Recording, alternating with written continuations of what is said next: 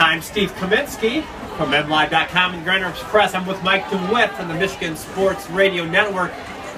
Mike, I'm a little surprised Catholic Central, not that they won 29-6. I'm surprised by the margin they won by tonight. Yeah, the way they won, they came out, and the first quarter for both teams was an offensive struggle. You had 3 4-and-outs for both teams, and then you had a fumble on the very first play from scrimmage for the Red Hawks. And then the Red Hawks finally got to pay dirt in that second quarter. And then from then on, it was 29 straight points for Catholic Central. And Cedar Springs couldn't get a consistent route. They could not get a consistent running game going. And then on top of that, their passing game just wasn't there.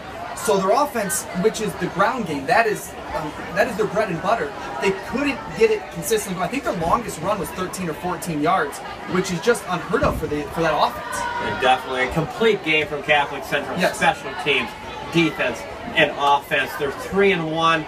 They're rolling after the first loss to East Grand Rapids.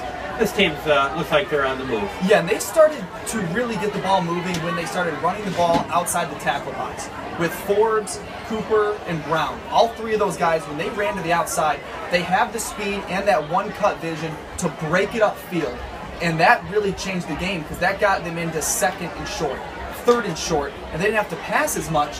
And that just opened the game wide open, and that put a lot of stress on that Cedar Springs D-line, and that just blew the game open.